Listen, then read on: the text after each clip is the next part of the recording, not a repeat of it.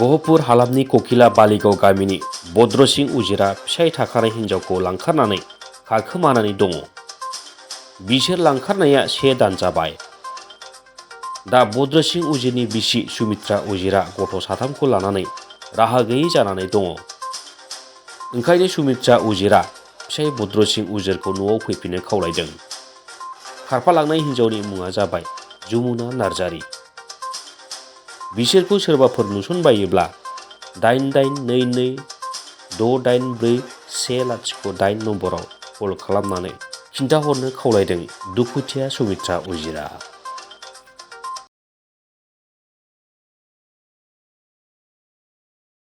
आंना हौवाया गोमानानै दङ।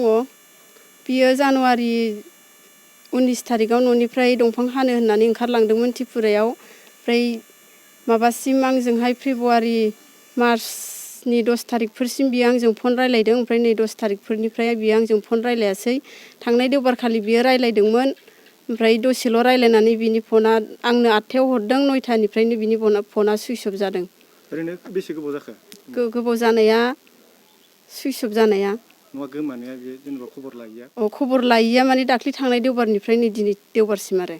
ओमफ्राय सिगाङावबो बियो टावार गैयि जायगायाव थाहैनो होननानै आंखौ थगायहरबाय थादों। ओमफ्राय बियो टावार गैयि जायगायाव थाहैयाखै, माने बियो बेलेग सिमसो लानानै बे हिन्जावजोंसो रायलायबाय थादों। आंजोंहाय टावार गैया होननानै बियो थगायनानै माने बेजों रायलायबाय थादों। ओमफ्राय आंजों बियो मोनानि बेलासिनि 5:30 6टा बिदियाव खेनसे रायलायो। ओमफ्राय फुंनि 8:30 8टा बिदियाव खेनसे रायलायो।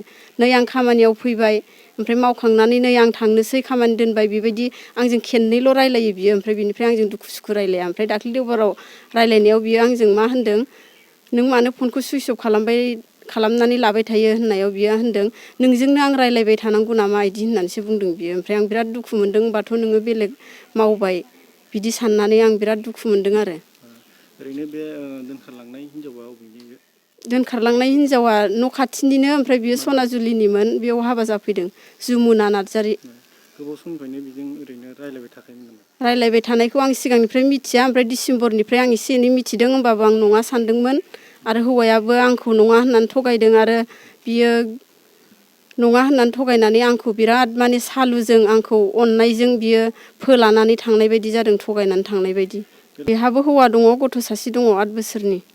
आंनि फिसाफ्रा 3, सासेया 20 बोसोर जाबाय, सासेया 18 बोसोर आरो सासे नै दंबावो आंजोंहाय लोगोसे। बियो 5 बोसोर जानानै 6 बोसोराव हाबबाय। सासे गिदिरसिना 2nd इयार मोनबायमोन, दा बिनि फरायनायाबो बरबाद जाबाय। आरो उन्दैयाबो मोजाङैनो पास जादोंमोन।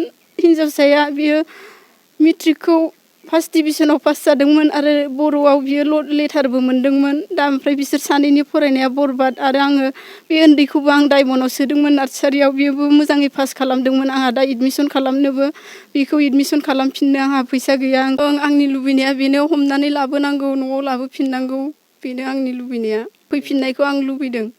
आं खुलुमबाय सिगां। दा बे गोमानाय बिहामजोआ आंनिनो बिहामजो न'खरनिनो। नाथाय बियो मा दस मोननानै बा मा दुखु मोननानै खारदों आं बेखौ बुंनो हाया। नाथाय बे न'खरजोंहाय बियो मास मोनसेनि खाथियाव जाबाय दोनखारलांनाया। जों दासिमबो खबर मोननो हायाखै। आंनि खावलायनाया बेनो, बिसोरखौहाय मोनोब्ला जों आंनिसिम जों लाबोगोन होननानै आं खावलायबाय आरो। आंनि गोमाजानाय बिहामजोआ सासेल' हौवासा, नै बेनो।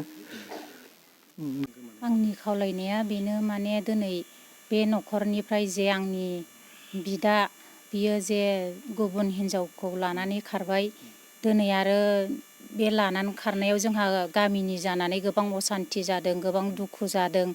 बिनि थाखाय बिनि सायाव जोंहा बेबायदि जागोन होनना फोथायनाय गैयामोन।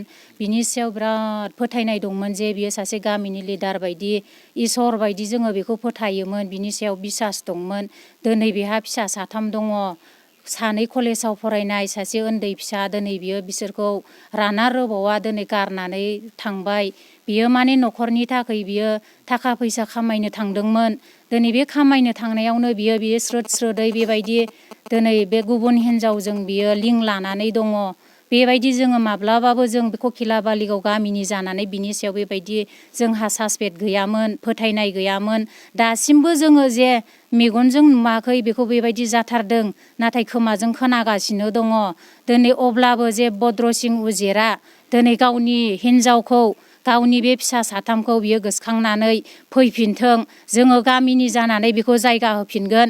बे हिन्जावखौ बियो नागारनानै बियो गोजान गोजान जानानै बियो गावनि न'आव फैफिनथों।